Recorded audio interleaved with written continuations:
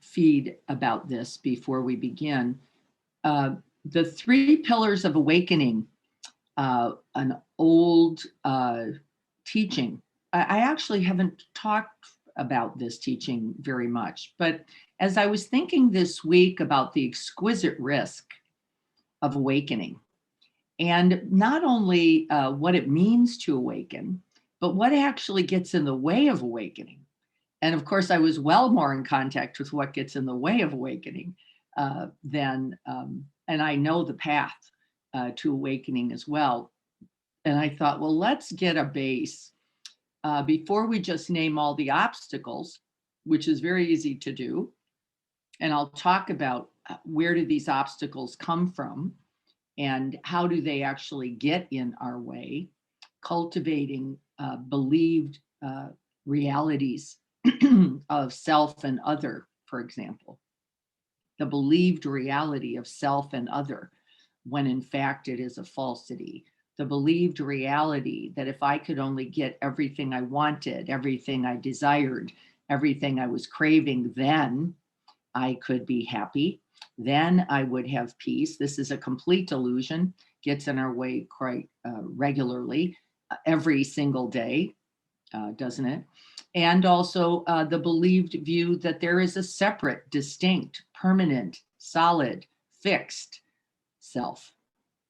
And that if I just got in my hut or my teepee and took care of that, everything would be all right. And we actually have clear evidence, both in the neurosciences and in our own direct lives and experiences, don't we? That no matter how well you're eating, if you're eating alone, this is more relevant. No matter what beautiful house you live in, if you're living in it as a way of separating yourself from the truth of life, from the truth of others, from their energies, from that abundance, that joy, there will be no path to true peace and happiness and that awakening. So we're going to be investigating that a little bit today with these three pillars of awakening. I thought we would begin, however, and really let me back up. What an exquisite risk. What an exquisite risk it then is to let go of all those delusions and live in accord with the larger truth. That's why I picked this poem today by Donna Fald's Let Go. What a risk then to let go, trusting, because having faith, having some direct experience, but usually not enough because of our conditioned view that in fact it is right there in the offering of oneself, in the service, in the privilege of contributing, in the privilege of being a part of, in the privilege, right, and gift of being in community, that we in fact find that very peace, that very happiness, that very awakening. You could just tell as Lisa was talking about that, the smile that happened on people's faces. I could see it, right? That yes, we are united. Since we use healthcare providers, caregivers throughout our lifetimes, whether we know it or not, we in fact are, and they're caregivers of all sorts, not just healthcare workers. It's critically important to honor them. In most traditions, by the way, one of the first things that we do and that I used to do at the Soul of Yoga was to bow to all that had come before. You've heard me say this many times. All that has come before that has been a gift, a giving, a contribution to our well-being, to our happiness and our good. And don't we forget? We do. We just go, no, just me here. Just me here. And in fact, there is no life. There is no reality. There is no ease. There is no happiness. And there is no peace in separation. So then how do we let go and actually offer this amazing, natural reality of awareness, that which we most are, that, not the thoughts, not the body, not the, we're going to do a little practice today towards that. How do we awaken into that. We're going to see if we can't find the way together. So here is the poem by Donna Falls. She's actually a yogi and a meditation teacher. And I thought I'd just read this as we establish ourselves. So you get ready for sitting. We'll go right into the sitting from this. Let it go. Let go of the ways you thought life would unfold, the holding of plans or dreams or expectations. Let it all go. Save your strength to swim with the tide, with the naturally flowing reality of life. The choice to fight what is here before you now will only result in struggle, fear, and desperate attempts to flee from the very energy you long for. Let go. Let it all go and flow with the grace that washes through your days, whether you received it gently or with all your quills raised to defend against invaders. Take this on faith. The mind may never find the explanations that it seeks, but you will move forward through time, right? Nonetheless, let go, and the wave's crest will carry you to unknown shores beyond your wildest dreams or destinations. Let it all go and find the place of rest and peace in certain, there it is, transformation. In certain, it's guaranteed here, awakening, right? That's it. That's simple. Yeah, we'll talk about what complicates this for us after we practice. But let's practice seeing if we can't actually let go into for a moment in our practice this morning. So getting the feet anchored, folded beneath you, rested, finding a posture that's comfortable, supported, but invites a wakefulness, an attentiveness, an energy.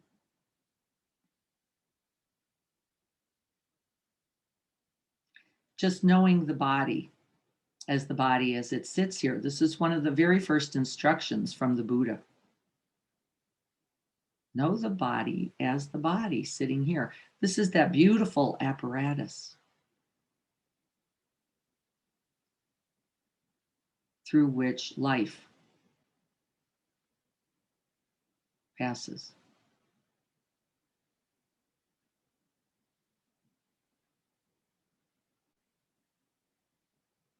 And then bringing to mind your own motivation this morning for awakening. It's not actually common in our time. We just want to be out of suffering, right? This is more common. When I talk to people, I say, do you see a path to true abiding happiness and freedom? And they go, no, I'm not even shooting for that. I just want to get out of this mess. Well, actually, they're the same.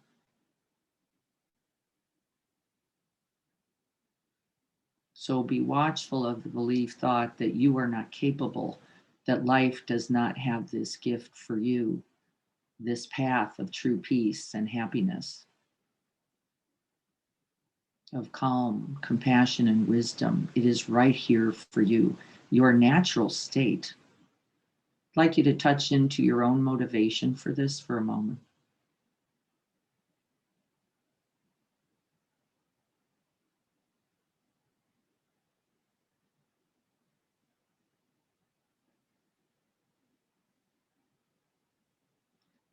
Remembering that this awakening can come in any of three forms, and of course, variations between. The first is that we wish for the end of suffering and to cause least harm. This is understood to be sufficient motivation. The end of suffering and to cause least harm. Beautiful aspiration. Breathe that in and see what resonates for you.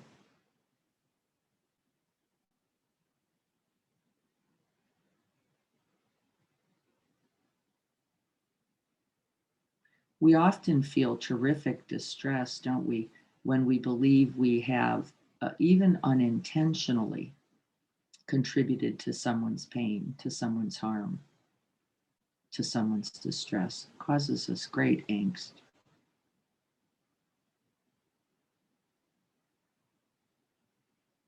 And so the wish for its end is sufficient. And then the second aspiration that we might consider is not only could I not do harm, I could actually, by my thoughts, words, and deeds, contribute something.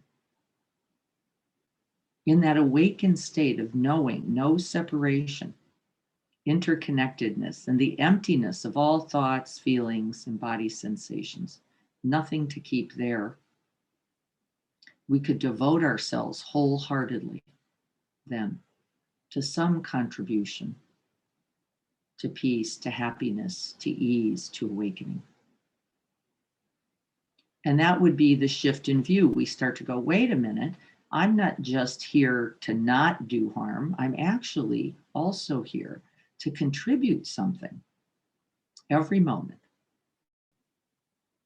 to the betterment, to the good, to the greater, not only for myself, my interests, but the world.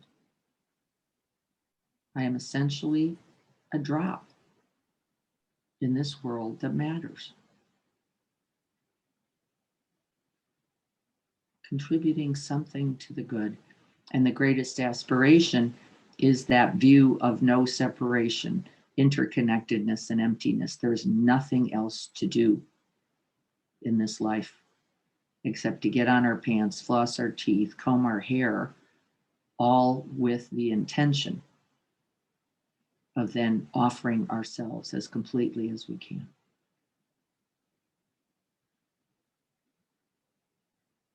To the end of suffering. And to the truth that we, each one of us, is an instrument of that peace.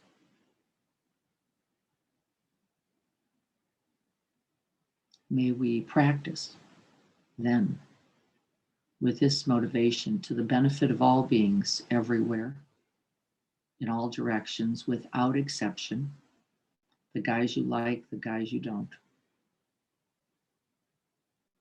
the person you're not talking to right now, and the person you think you love to death, that we treat each with equanimity, with kindness, with compassion, seeing the truth of all phenomenon, all coming and going, except for this unconditioned heart mind.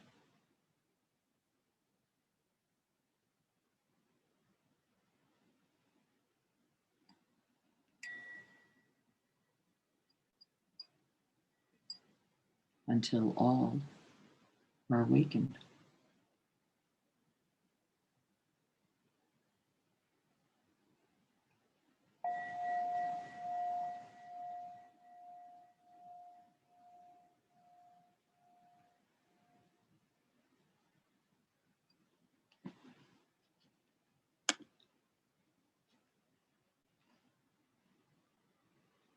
Big in breath as we settle in the out breath. Softening up. Doing it again. Nice big in breath. Breathing in. Feeling that rise, that prepare for the release. Finding our way. Inviting attention home. To stabilize and settle. Finding a place in the body. This Buddha body that was gifted to us in which to know this human life.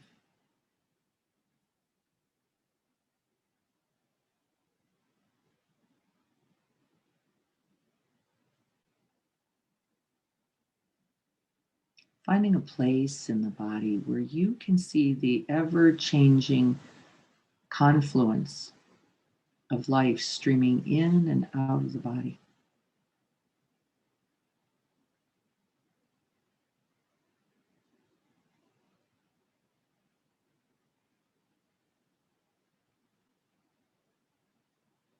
we commit ourselves fully here rather than be carried away by thoughts, by feelings, the two veils of awakening, thoughts and emotions. The two things we're caught in the net of most of our day. We keep placing them down and letting them go.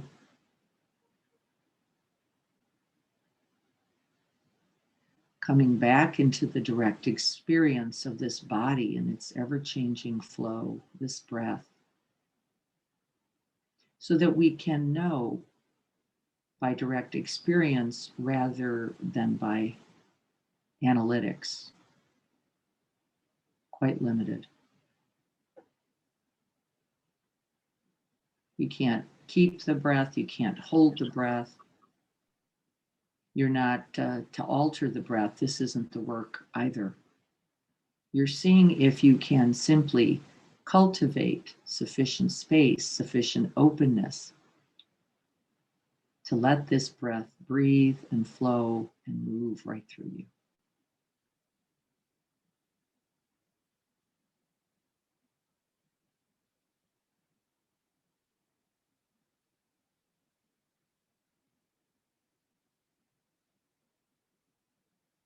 The exquisite risk of letting go of all those falsely believed thoughts of me, storylines of me, emotions that are constructed from those believed thoughts. All the distresses, all the angst, all the worry around those storylines, we keep putting them down. This is not who you are.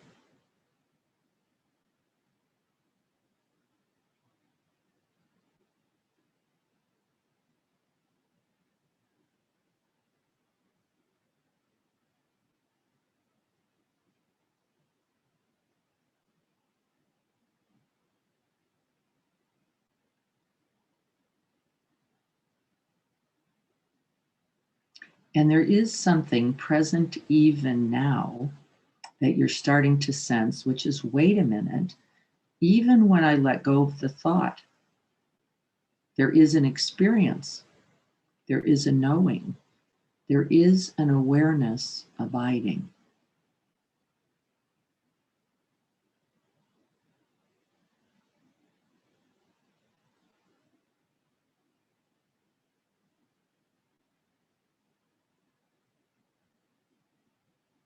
And see if you don't notice how the tumult of thoughts, how the tumult of emotions just tie us in knots, pull us away from the present moments, and cause our distress. And the minute we can find our way again and again, each breath, into some sense of open space, into some sense of flow,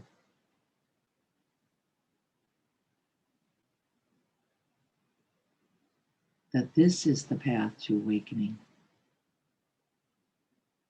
This is the path of peace and happiness.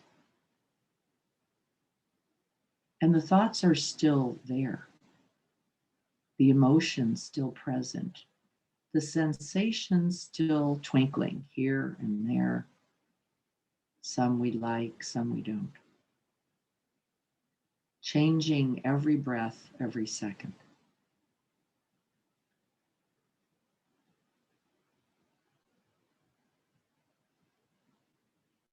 And yet there is a place to rest, even now in the early stage of the practice, right there in that space of awareness.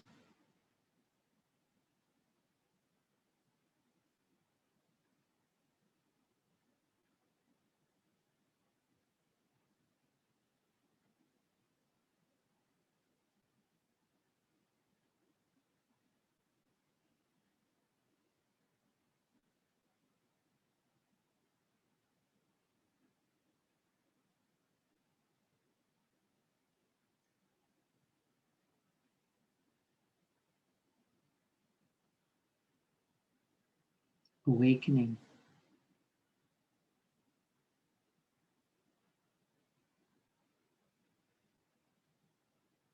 each breath as we see the objects as objects coming and going.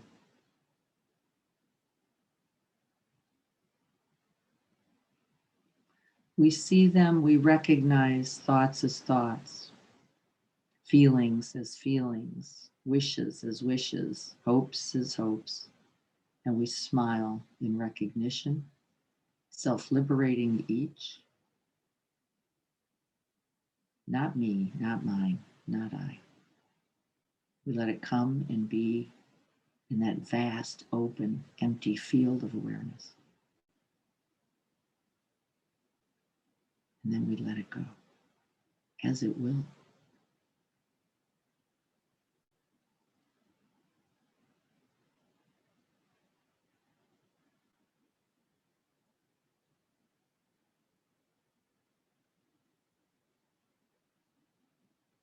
It is only from this place, this open, spacious, empty, and vast view, that we can see the true nature of ourselves, of others, and all things,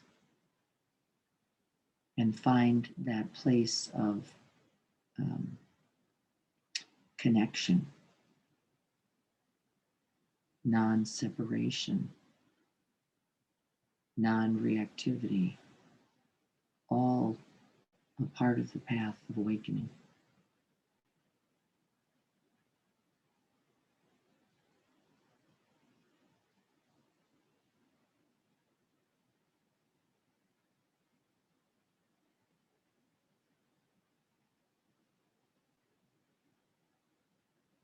Finding the breath, riding the wave of the breath as the medium for stabilizing in the present moment.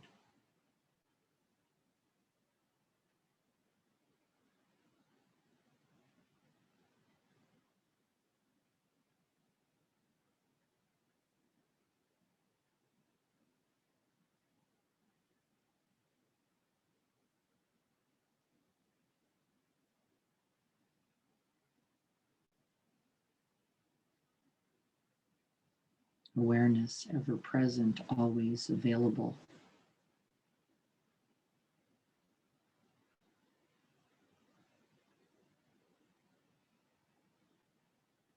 Here and now. With whatever objects are arising.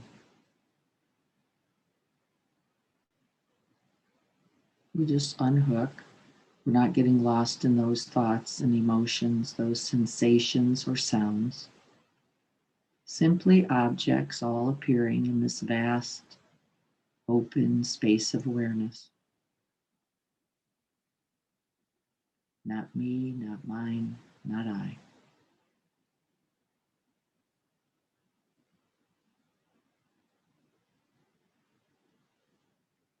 I am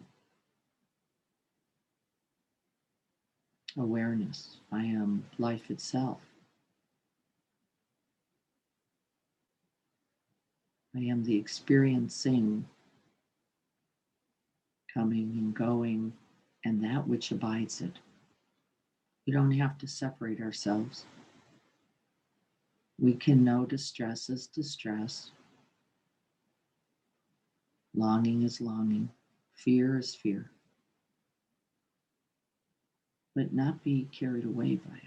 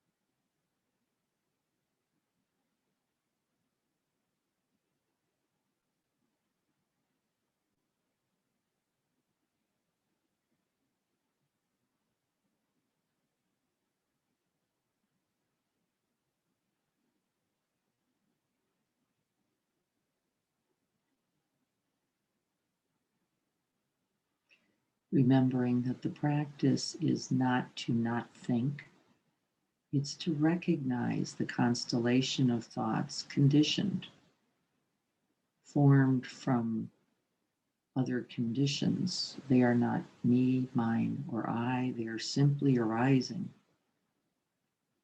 old habits.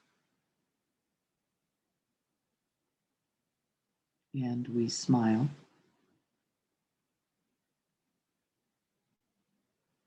knowing a thought is a thought.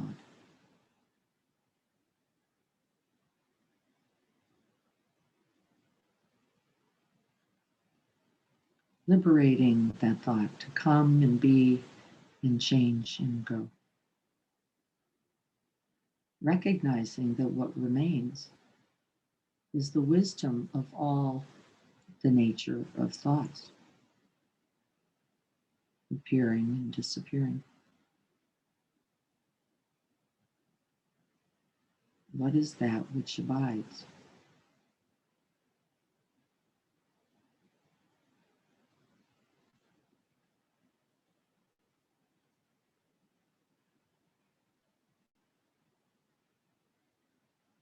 Can we feel the peace, the sense of connectedness, not disconnected, but fully present to, without being carried away by?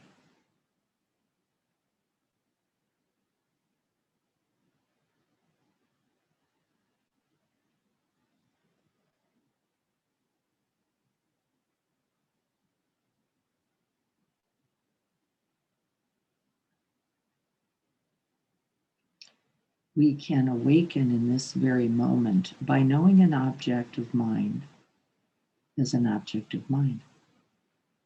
Knowing a thought as a thought, no longer caught in its swell.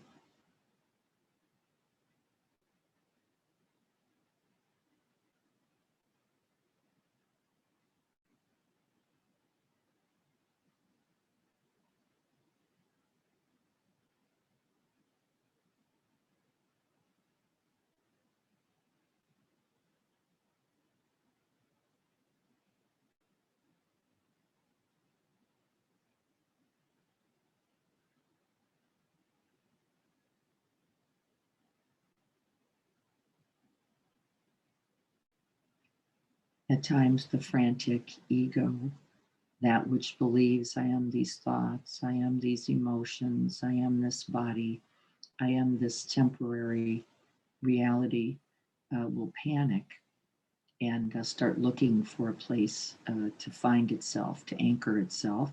And it does so frequently with distressing thoughts. If I am not this, then what?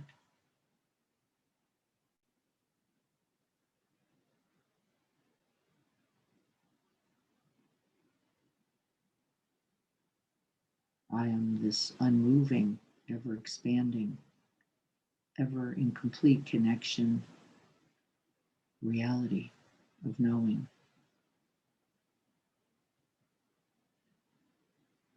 without identity, without being captured and carried away or hijacked. The knowing, pleasant thoughts as pleasant thoughts,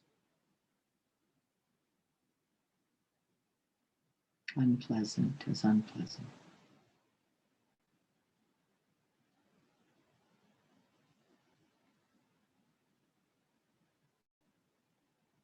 This quality that is unborn and undying.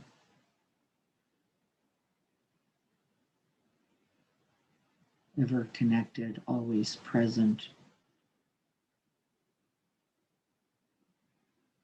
clear seeing.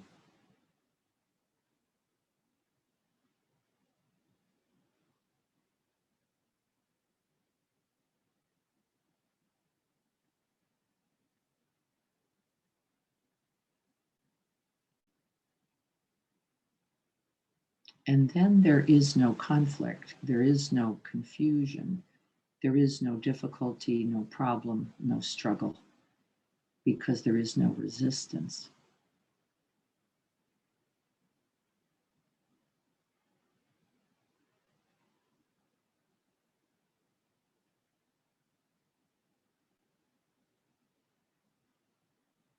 There is no need to establish the solid, permanent, fixed identity of me. And so the me stories simply come, brighten the sky for a moment like those brilliant fireworks, and pass away.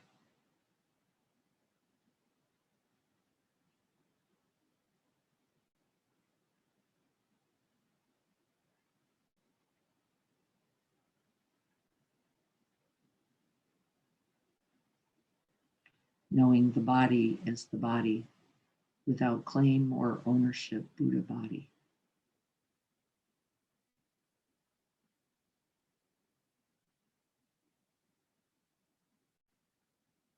Now in the service of everything.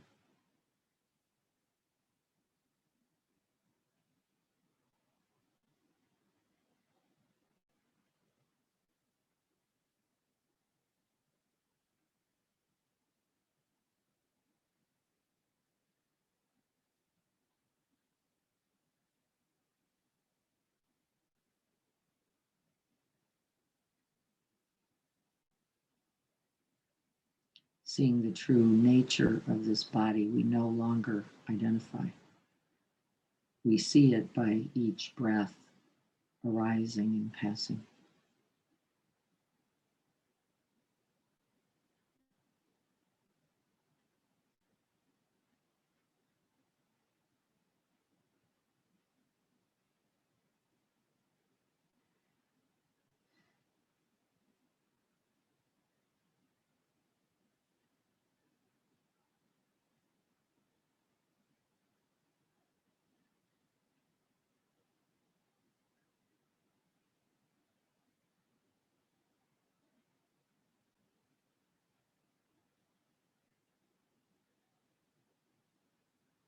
And as we know the truth of this body for ourselves, we can know it for others. This ever changing confluence of sensations in which none of us can establish as permanent.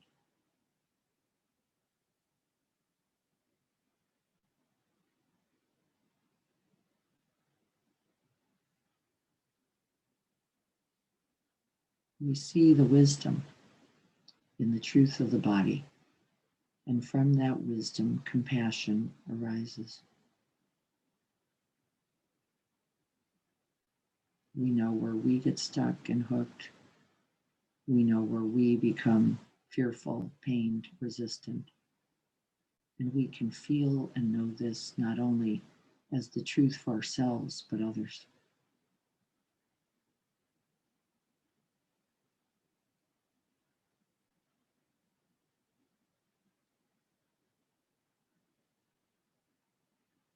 And rather than resist, we finally let go.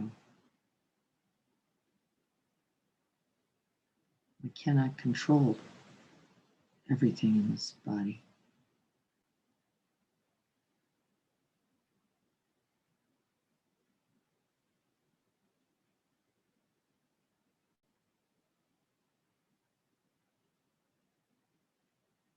This body is not me,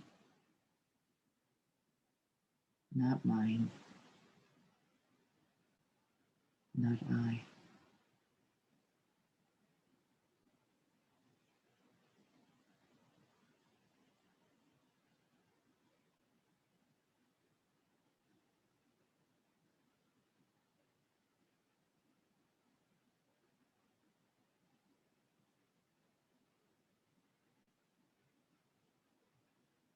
And then even the thoughts about the body. Let thoughts be thoughts. Thoughts about the self are not the self. Thoughts about the partner are not the partner. Thoughts about the job are not the job. We can see clearly the arising and passing nature of thoughts as thoughts. Not me, not mine, not I.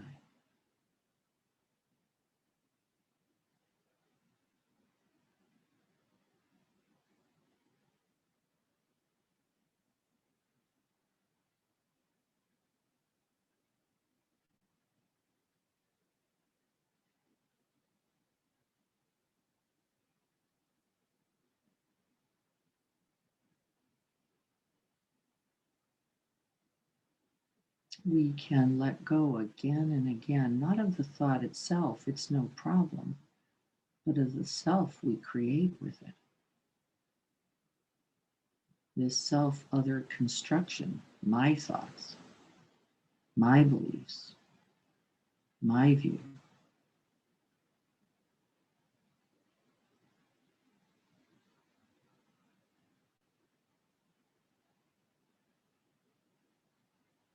And the whirlpool of suffering that results.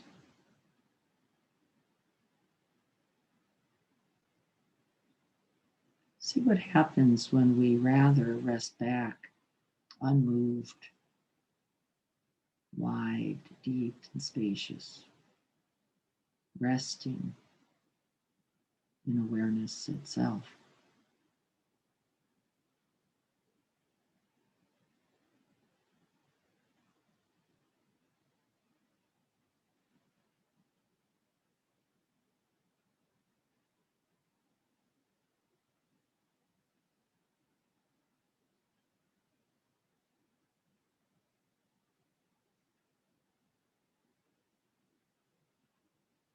This reality of awareness existed before you were born.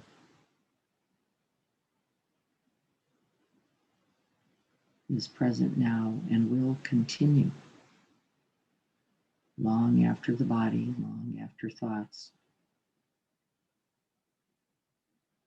long after emotions have ended.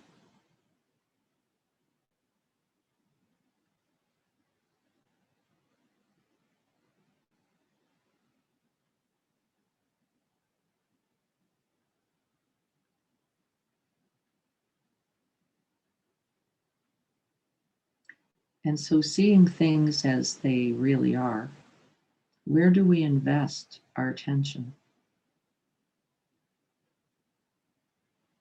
Where do we invest our love, our wisdom, our compassion?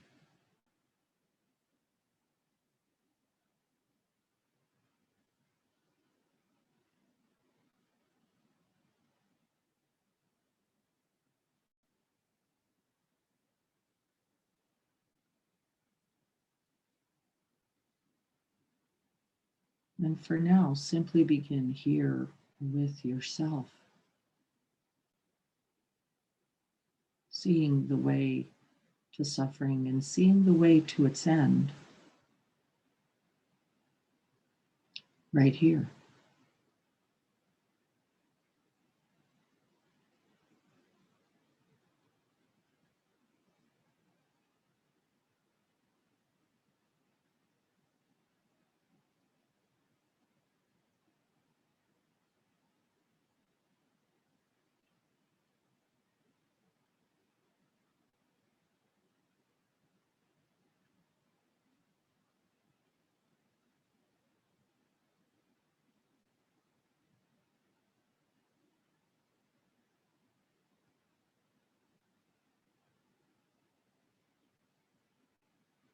Resting in all pervading peace.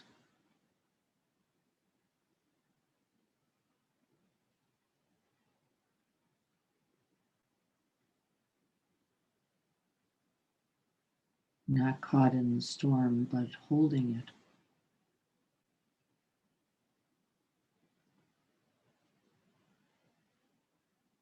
Knowing it. And even being a source of refuge, a sanctuary of shelter for ourselves and others as a result of that wisdom and compassion. We know how we get hooked. We know the pain of it. We know the way to its end.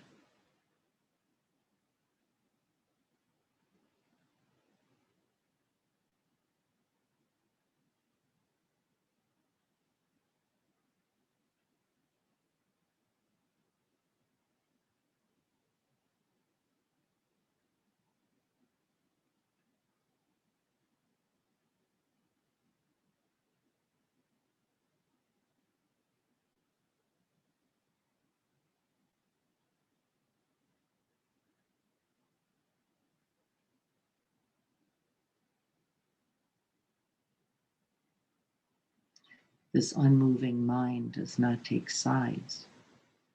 It recognizes the limitations in each.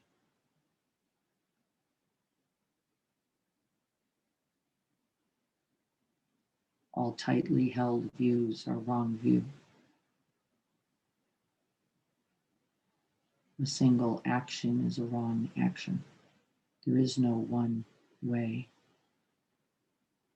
But there is the way in which, with this calm, this peace, and this stability, you can see the way. To open, to be, to offer, to serve.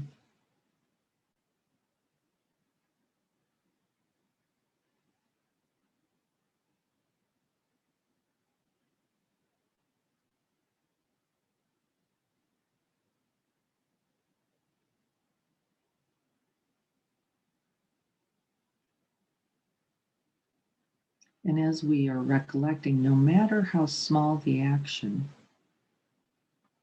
it is always enough.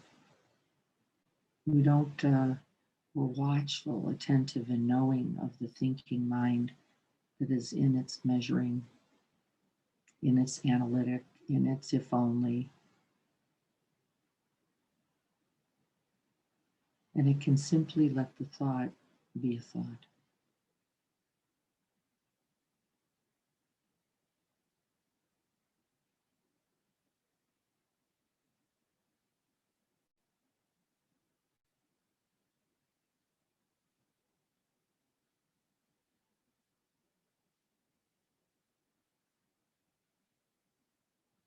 If you could know that every thought, every word, every action that came from this open space, this enlivened and awakened space, could only contribute to the good, how then would you live? What would you offer? Then everything is an act of service.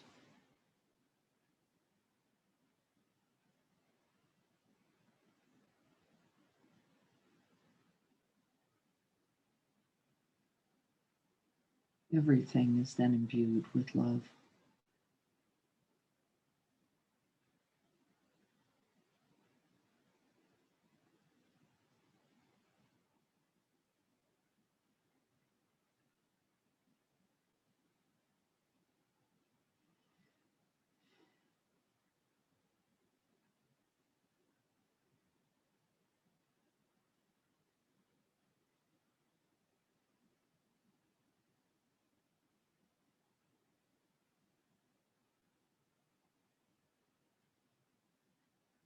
When with no struggle, with no side taking, with no me versus you, there is only peace, only ease, only happiness, only the truth of connection, only love.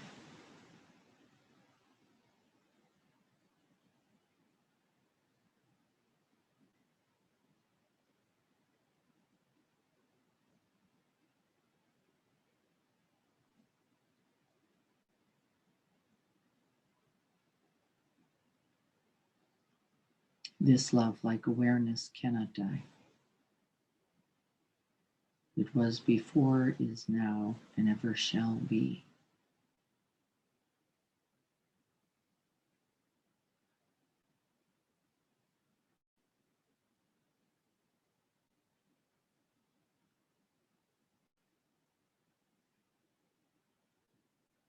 Awakened.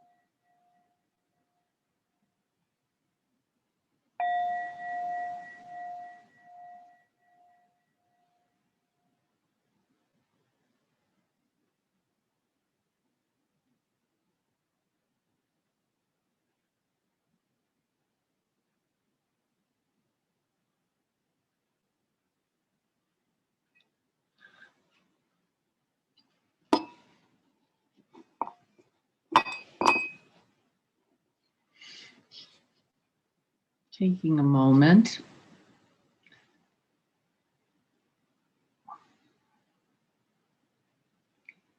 Awakening.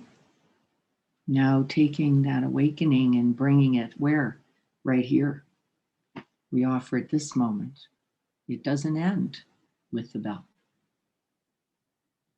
Can we stay in that space of openness, of freedom, without getting into that those habits of clinging, of craving? Remember, we've been talking about those, of self-identifying, of self-making, right? This is certainly the path.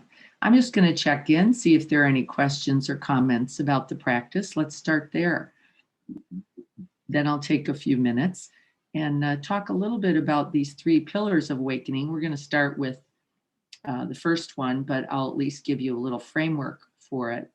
We won't be able to likely get through that completely today, because it's actually it's a significant teaching, actually. But I'll go get those notes as you're stretching, and also see if you can't see what questions or comments there might be. So I'm going to go hunt those down for a second, and you guys can see what there is to say about this exquisite risk of awakening.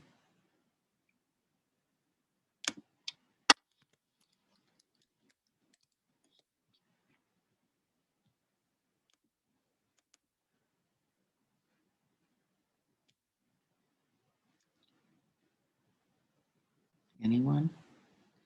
I'll get back to chat in a minute in case you're chatting there.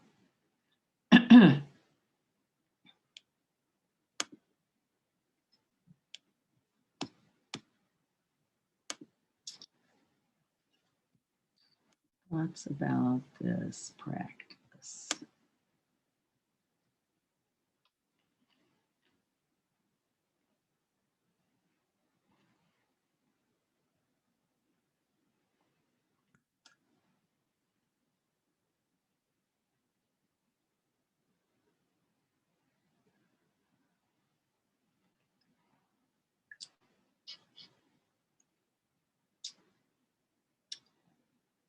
Easy or hard? Notice, not noticing? How is it?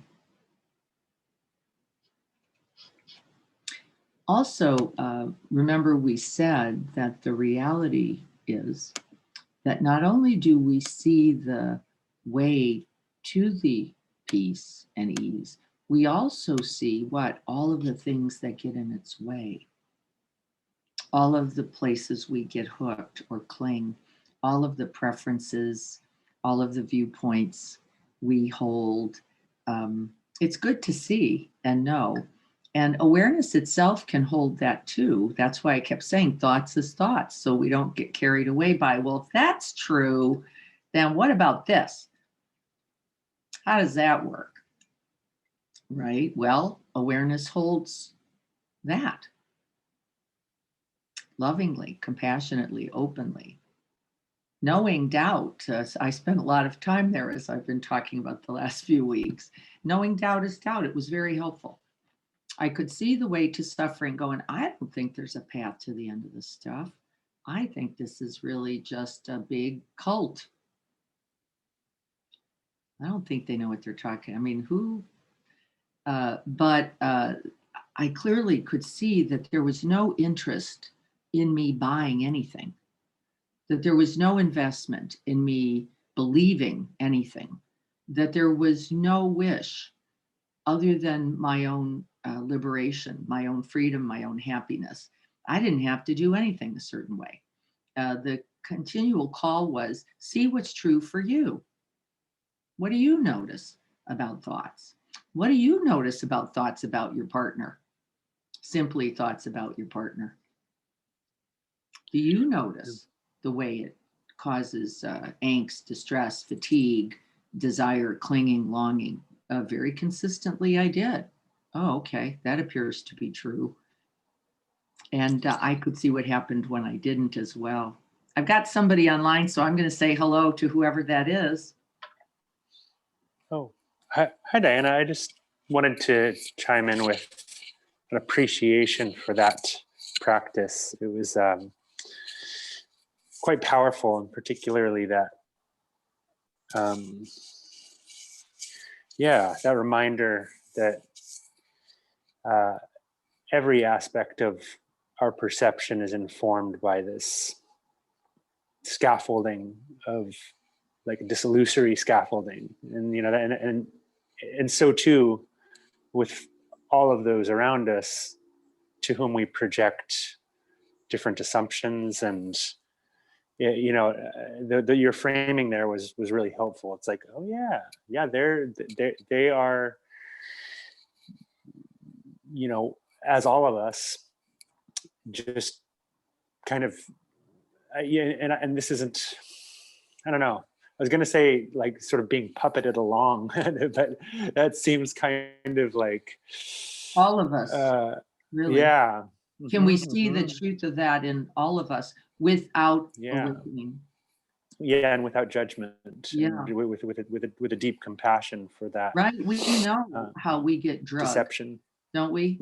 Back and forth. Sure. I call it thrown around the room by my own thoughts. Literally, just like, you know what dogs do with those toys when they get them? This is what the mind does with us, doesn't it? Like, and then we feel beat up.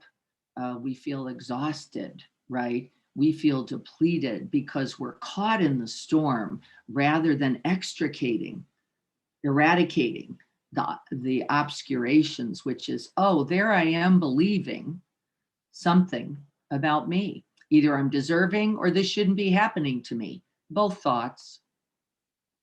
Because what's happening is actually happening. Right? That's more real, more true. What's true is true. What I like about the person, what I don't like about the person, mostly coming out of my own habit for what I believe people should be doing and should not be doing and how they should be doing. We got storylines galore. And remember, those storylines started right here with you. They didn't start over there about them. It's projection, means believed thoughts already existing here that I then can't tolerate in myself. There's a beautiful practice, by the way, Anthony, you're making me think of it. And the practice is to identify your enemy or the demon, whoever the other you think the other is, and to come up with as many characteristics about that other as you can. So you say, oh, they're selfish. Oh, they're not generous. They're impatient. Oh, they're so angry. So unattractive. They're so, and then to actually bring in awareness and take all that on as your shadow self, right? To go, oh, that's me. And all the parts of me I have cast off. I have thrown on the other. And boy, it always wakes you up. It always wakes, like, damn it. I didn't want those. I liked it when it was the partner who was the angry one. I liked it a lot better when the neighbor was the selfish one. I really preferred it when the disregarding one was the guy on the next block. Nope.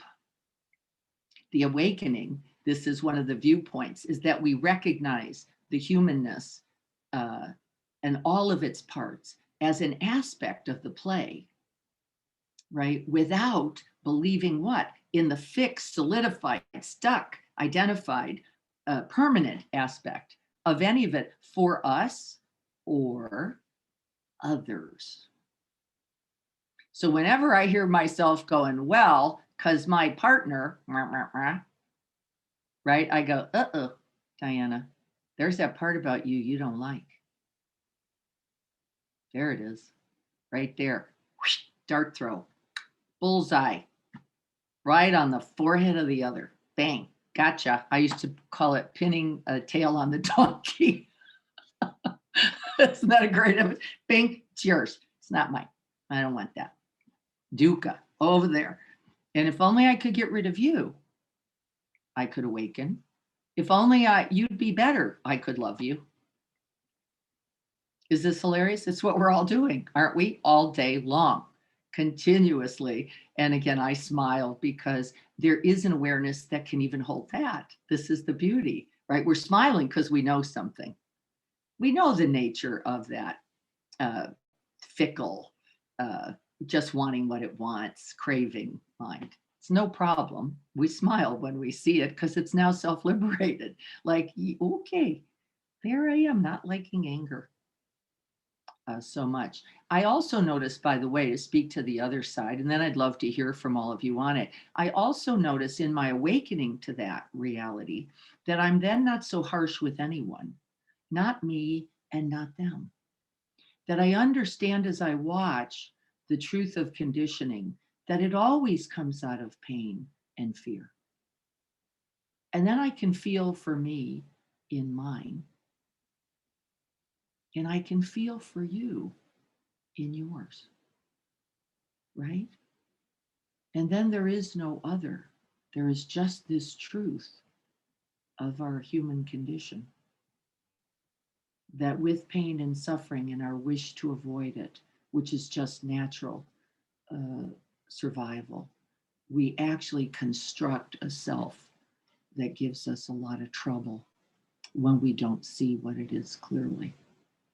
But partners are beautiful practice, for example, for this. How do I not believe that they then are broken wrong, but that they too are in this confluence of seeing and not seeing, of knowing and not knowing, of being free and being caught, and not get caught with them, but to be that refuge, right? This is a part of the call. Can I be the refuge of loving open space, even in the midst of the storm?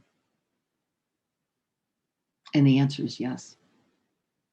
When I see clearly, when the view is correct, when I know, and can I then know when the view is incorrect? Yes, you will, because it hurts. It feels separate, right? Feels disconnected. Yeah. Let me go and look at the chats. Yeah, I'm hurting myself again. Yeah, that's a beautiful reminder, isn't it? It's a beautiful mantra.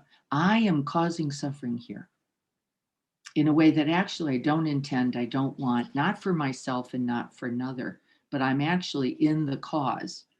I am the cause, not the I, uh, this conditioning, these conditioned thoughts, these conditioned beliefs, these that you are doing to me something.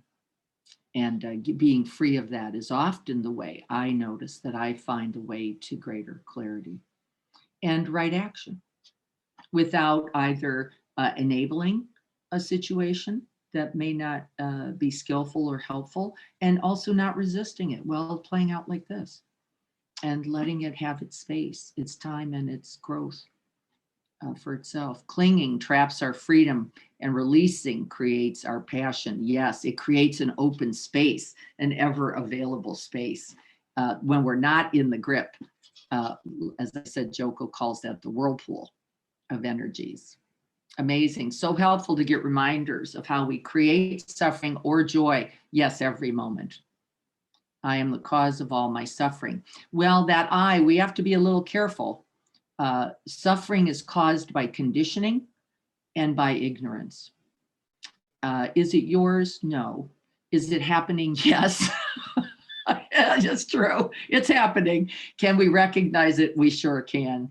But am I that suffering? No. Am I the conditioning? Well, no. Guess why?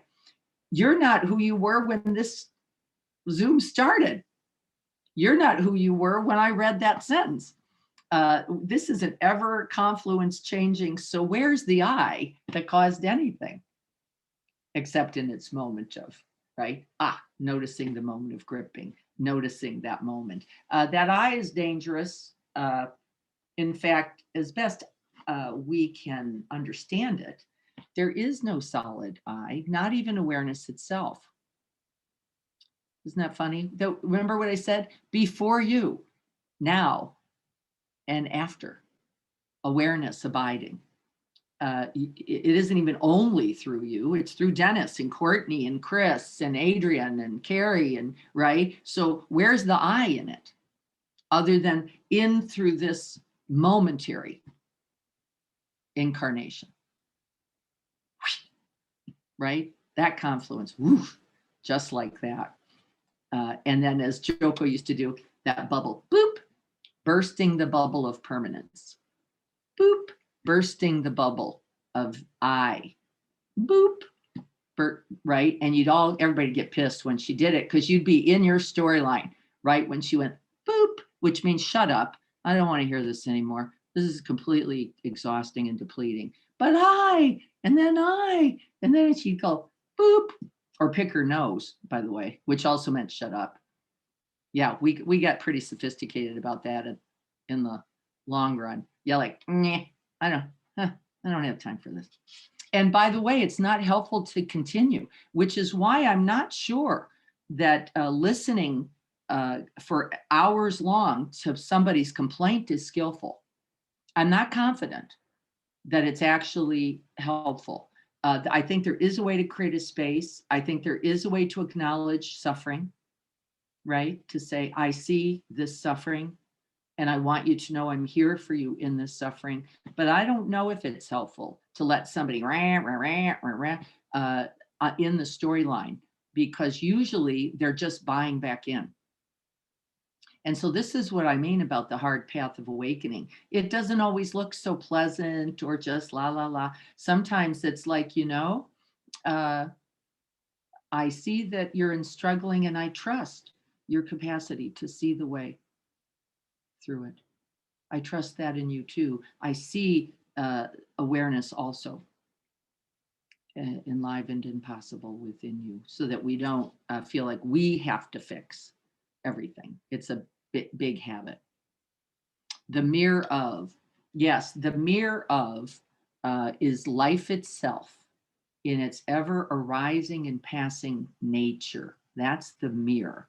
Everything else you stick on that might be something about you and your conditioning.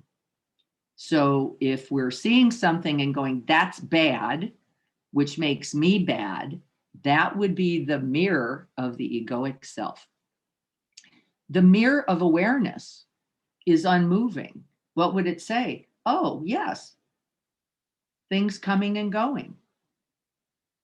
There's its nature. Oh, yes, I don't have to get caught in that storm. I can rest back, cultivating wisdom, compassion, and ultimately what? Skillful action. Skillful action. There are moments with children, yes. Yeah, where we often, don't we? Well, I wish it was just children, Dennis. I've noticed it's right here in me. Don't you? Where we go, whoops, wait a minute, I'm falling down the well.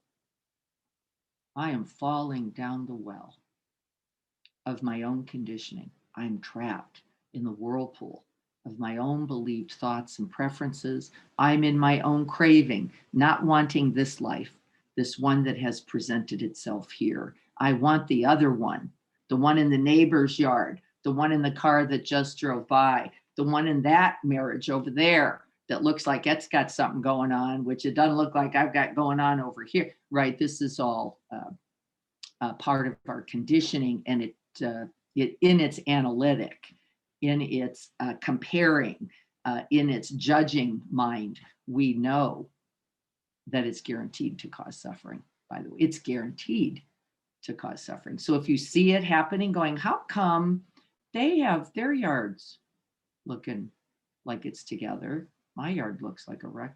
Well, that comparing mind is already a mind of construct. It is already a mind of self-making and even self-debasing. By the way, they're the same mind. The one that makes us, I've got it together, I've got it all happening, and the one that goes, I don't have anything going on, is the same mind. They're both wrong. Why? What did we say? Everything coming and going. Yes, moments where we feel like it's all together, moments where we feel like it's all apart, all thinking, right? Is it true? Well, in its confluence for a moment, felt good here, felt less good there. I hear somebody.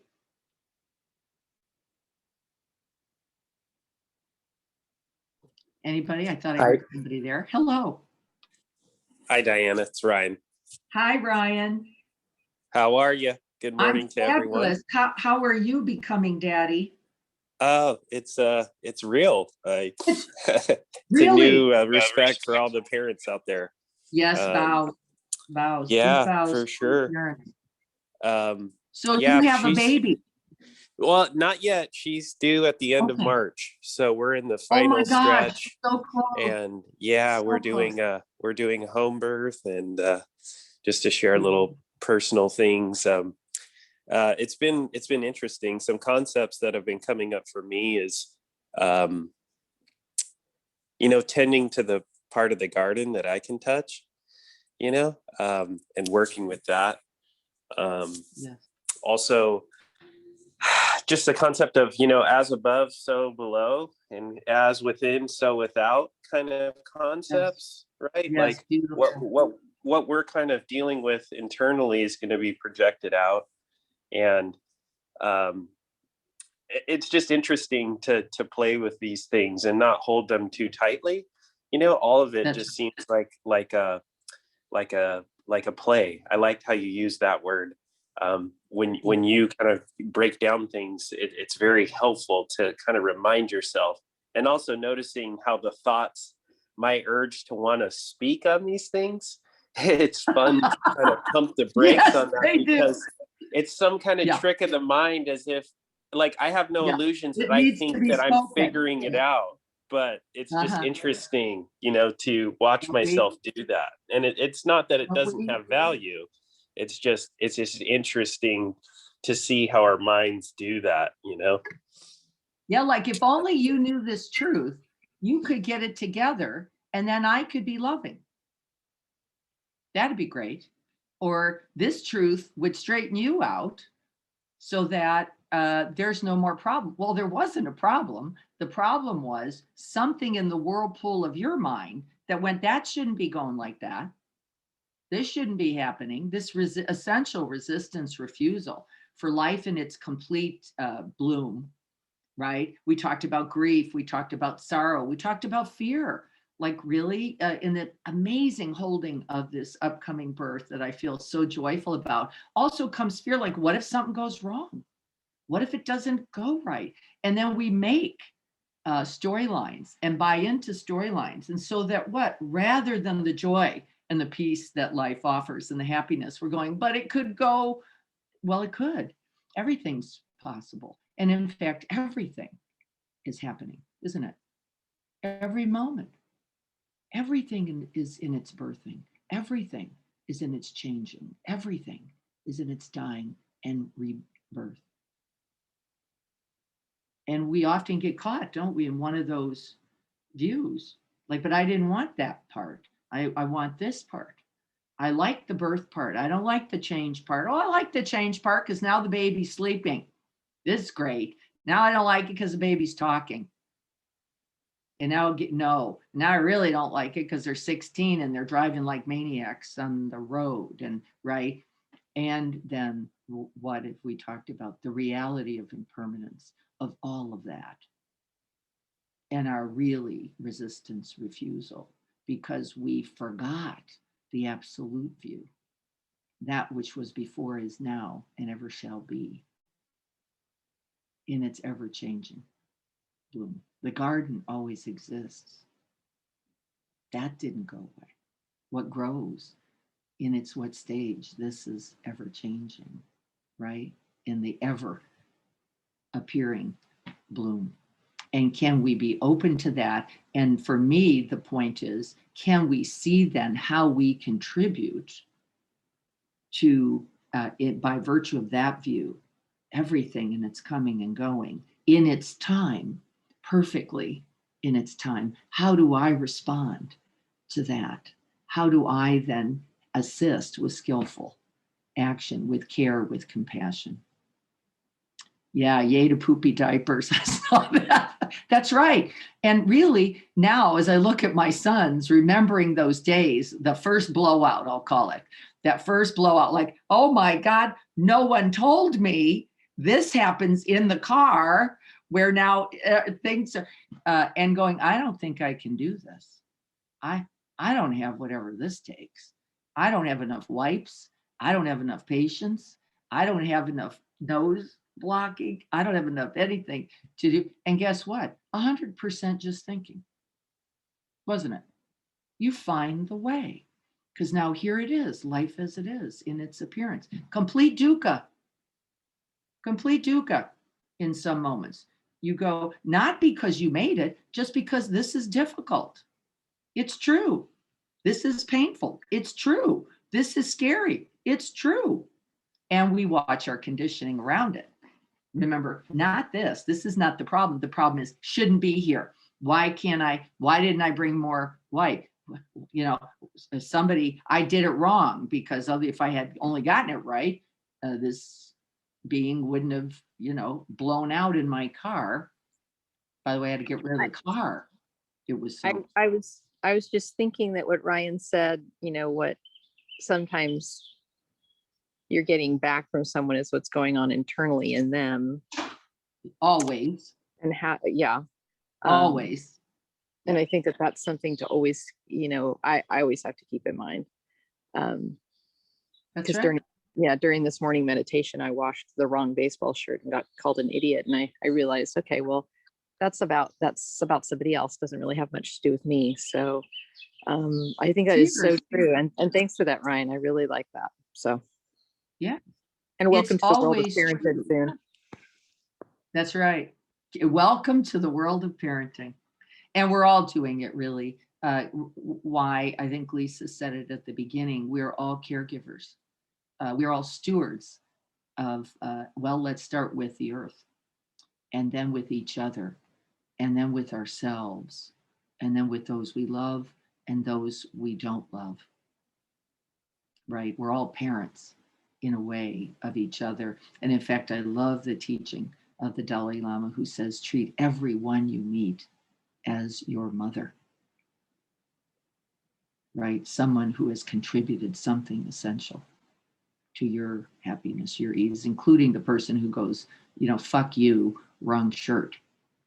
And you go, I bow to the pain of that, to the fear of that, to the confusion of that, because I know it too. Don't we? I know it too. I know the internal distress that has invited me to ill will, to aggression, to confusion and ignorance. And so then, of course, we know it in another. How could it be different? It's the same pain. It's the same confusion. All liquid, all drinks, I think Rupert Spira made this analogy. All drinks are essentially water with some conditioning, right? So we take a sip of one, we go, I like that one.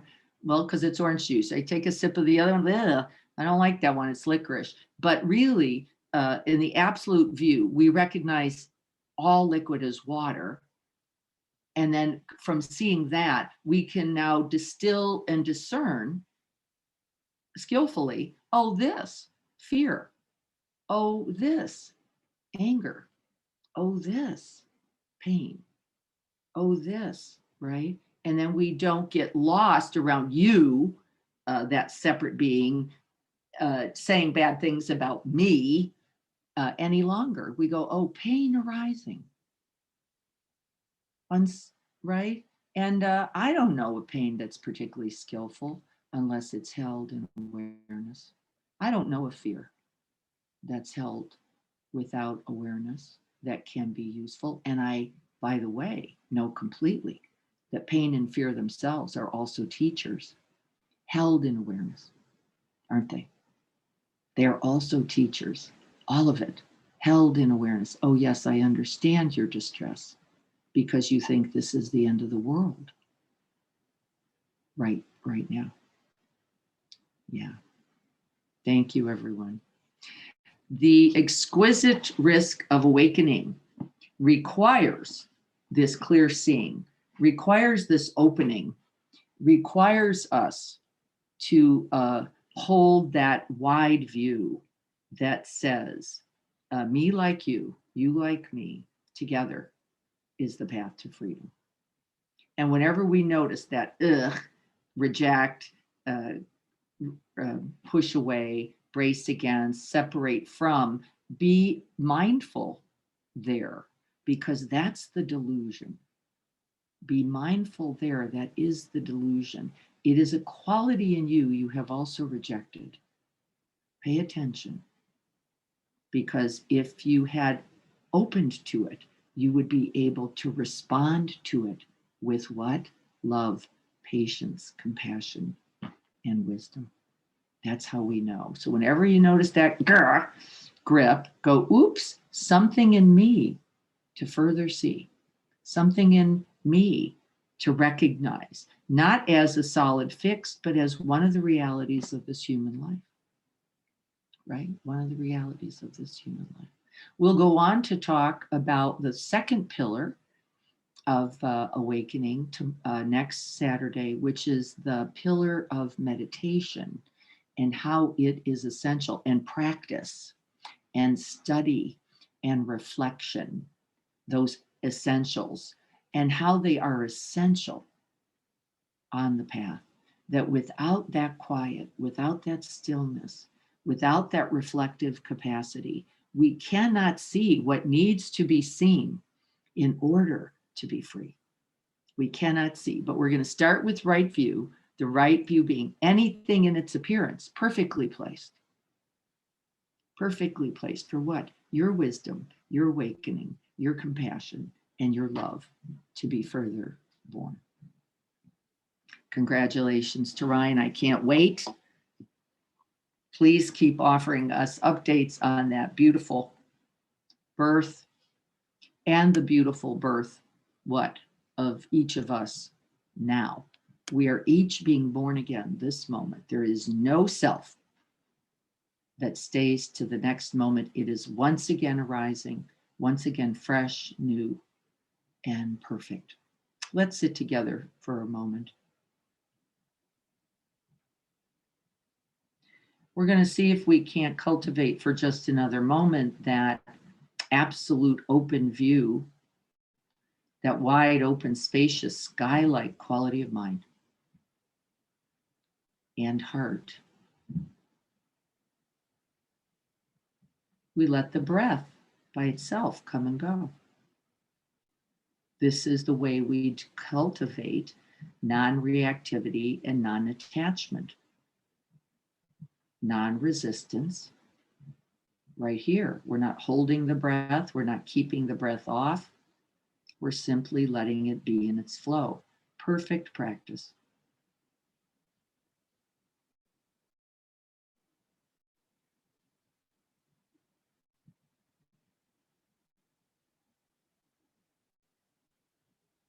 And then we can open and expand that ever boundless field of awareness to include what? Thoughts, images, emotions, moods, attitudes, identities, nothing fixed, seeing them and smiling as they come and go.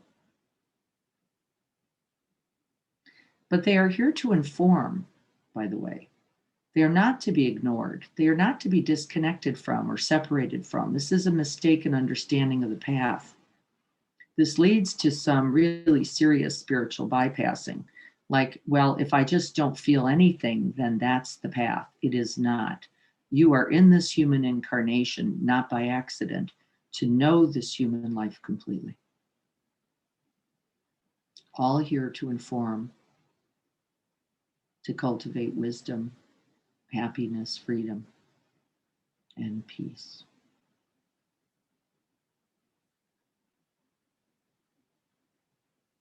And as we do so, the naturally arising boundless heart fills the space.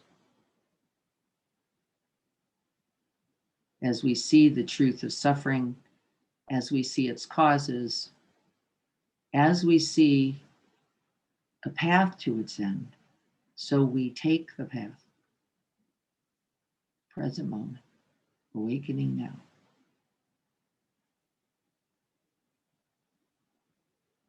And we offer these warm good-willed wishes.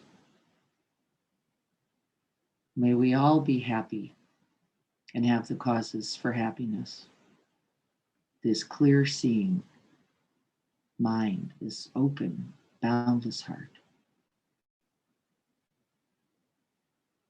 May we be free from fear, from pain, from suffering, and all anguish.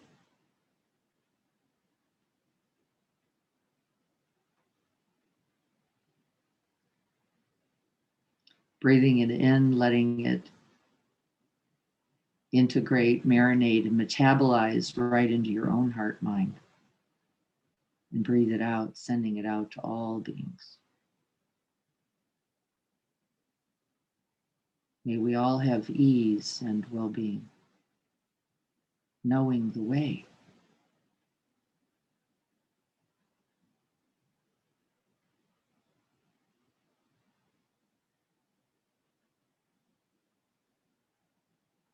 Not looking for anything else. Opening completely to this.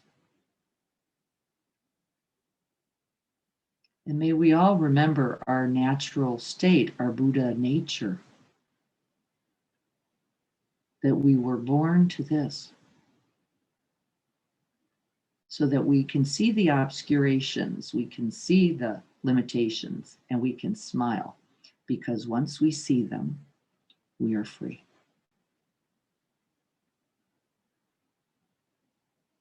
May we all be well. May all beings be well. May we all be free and awakened.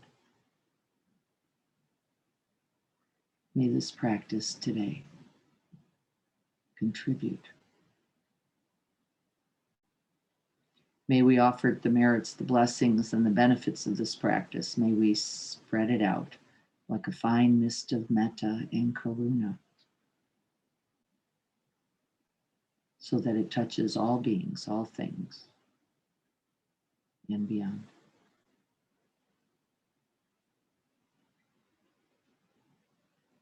May this be a very good day.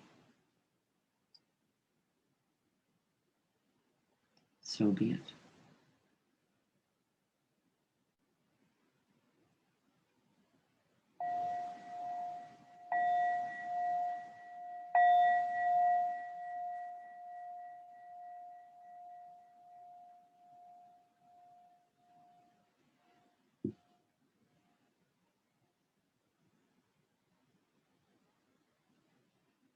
And as we see the water in all liquid, may we see the Buddha nature in all beings. May we bow to them and to you.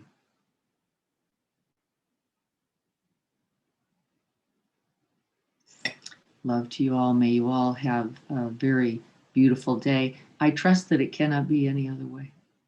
In fact, enjoy, enjoy, enjoy. Thank you all for your blessings. Thank you all so much for being here, for me, for each other. This is essential part of the path. If we're not talking about working together, practicing together, getting confused together, finding the way out of confusion together, there is no hope for this awakening. So please join me again. Monday night we'll be here. Tuesday morning we'll be looking at chapter, I think it's 5 in Real Change, called something like Coming Home to Ourselves. I'm really looking forward to sharing that with you. Thursday, Greg will be here at 7 a.m. I've been really enjoying practicing with Greg. And then I'll see you all next Saturday again at 7:30 as we investigate the second pillar of awakening, the pillar of meditation itself. All right, everyone. Yes, be well. Be well. Good to see you. I'm going to hold Ryan and that new baby girl coming soon. Enjoy all day long. I can't wait to keep hearing about that, Ryan. Whether you can practice with us or not, send us little notes so we know how things are going. We want to share that with you and hold that with you as well. No less Leanne, by the way, and her big guys who are, nothing mostly but a lot of trouble. because that's the job of big guys. That's what they're supposed to be doing. You just get a lot of fuck yous at a certain stage and you go, bow to that. How amazing. That's what's here right now. We want to hold all of it, don't we? We want to hold all of it. And we are capable in these awakened states, in these awakened moments of holding it. So love to you all. Have a wonderful Saturday. It looks gorgeous out there. I hope everybody gets out into it. Be well, everyone. I'll look forward to seeing you soon.